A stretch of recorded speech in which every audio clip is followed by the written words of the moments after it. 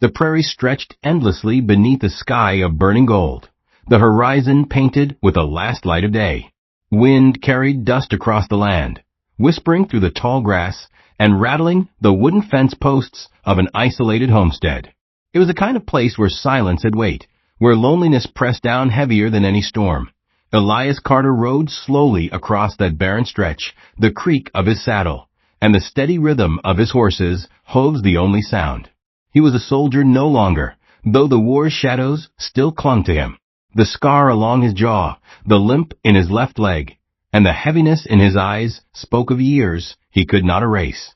Out here on the edge of the frontier, far from towns and their noise, he sought only solitude.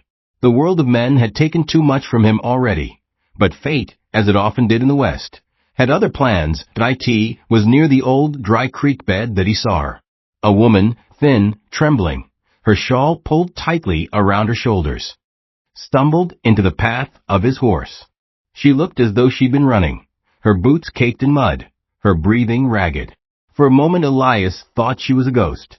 So pale and fragile she appeared against the blazing sunset. "Please," her voice cracked like brittle wood. "Please, just end my pain." The words struck him harder than any bullet ever had. He slid from his saddle, boots crunching in the dry earth.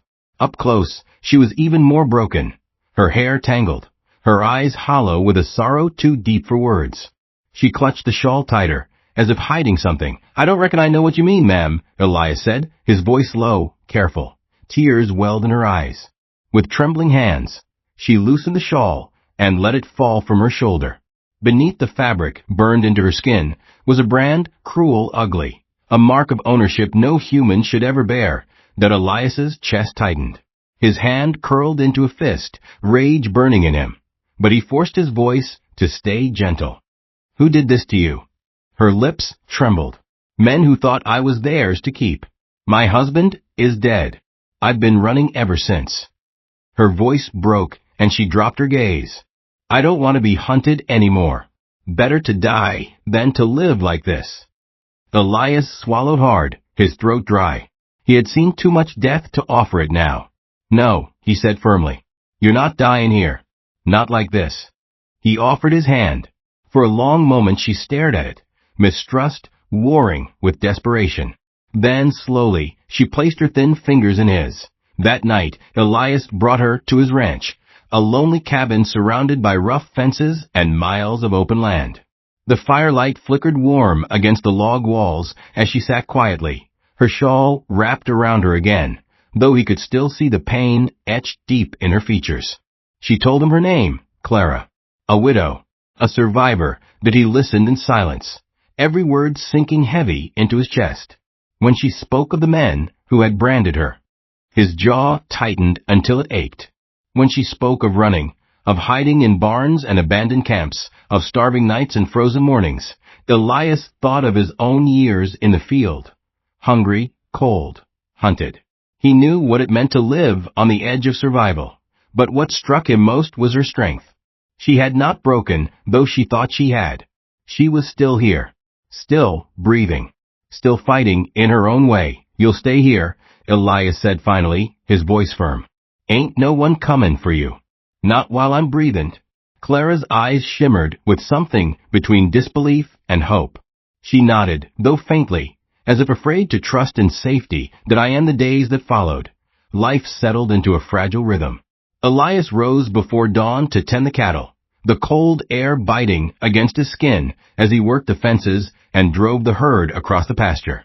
Clara, though still weary, found purpose in small tasks, mending clothes, baking bread, planting seeds in the stubborn soil behind the cabin. At first, they spoke little. Silence was something Elias understood well, and he did not press her for words. But slowly, little by little, Clara began to open. She asked about his time as a soldier, about the land he had claimed, about the life he lived alone. He answered in simple words, never boasting, never dramatizing. The West was harsh enough without need for embellishment. One evening, as the sun sank into the horizon and painted the sky with fire, Elias sat on the porch, sharpening his knife. Clara stepped out, her shawl draped across her shoulders. For a long moment she said nothing, Then in a voice soft as the wind, she whispered, "Do you ever wonder why God spares some and not others?" Elias looked out at the endless prairie. Every damn day, her eyes filled with tears. He didn't spare my husband. He didn't spare me from the men. Sometimes I think he left me alive just to suffer. Elias set the knife down and turned toward her. His voice was steady, carrying the weight of all his scars. Or maybe he left you alive to find something worth living for again. Clara's breath hitched, and for the first time, she didn't look away. The firelight caught the faint shimmer of hope returning to her eyes.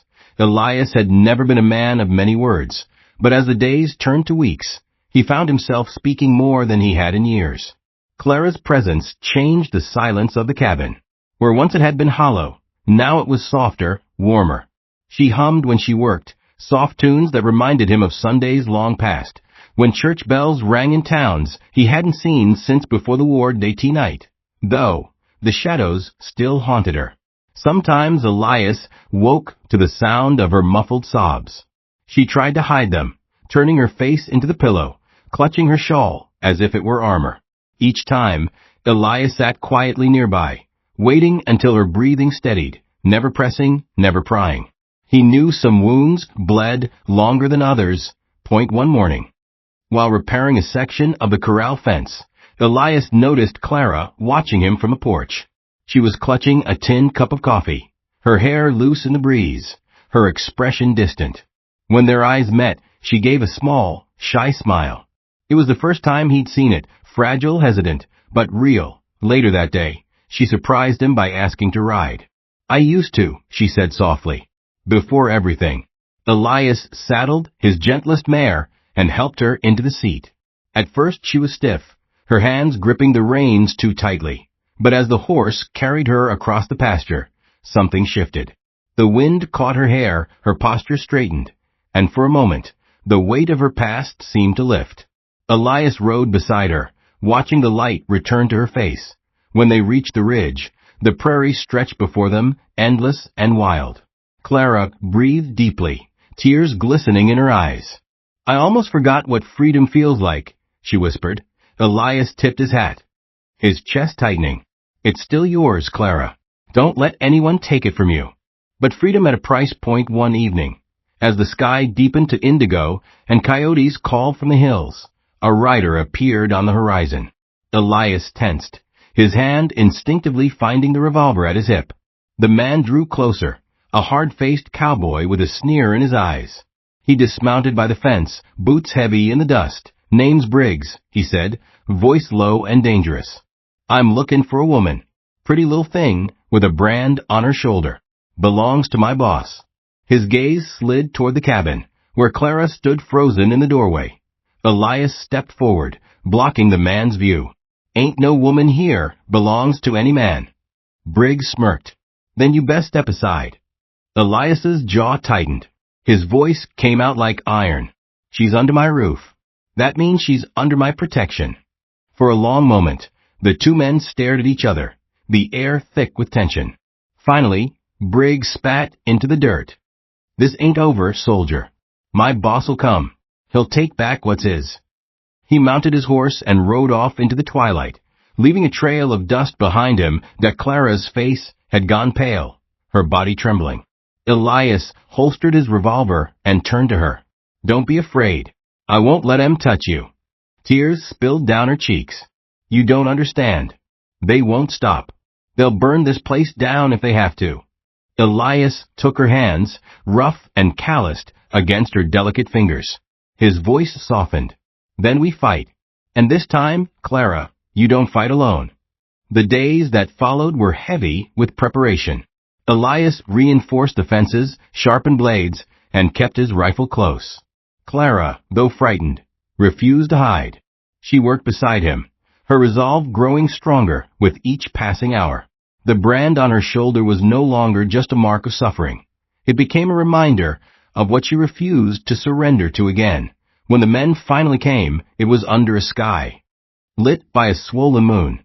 Riders thundered across the plain, torches blazing, their shouts cutting through the night. Clara stood at the cabin window, fear coursing through her veins. Elias stepped outside, rifle in hand, his figure framed by firelight. The riders circled the ranch, their leader, a cruel-eyed man named Kincaid, calling out, "Hand her over, soldier, and we'll let you live." Elias leveled his rifle, voice steady. "She ain't yours. She never was. And she sure as hell ain't going back." Gunfire split the night. The battle was fierce, bullets tearing through wood, fire catching on dry grass, horses screaming. Elias fought with the grim determination of a man who had nothing left to lose. Clara, refusing to cower, loaded cartridges with trembling hands, passing them to him as fast as she could. When it was over, the ground was littered with smoke and silence. Kincaid lay defeated, his men scattered to the winds. The ranch still stood, though scarred and burning in places. Elias, wounded but alive, leaned against the porch post, his breath ragged.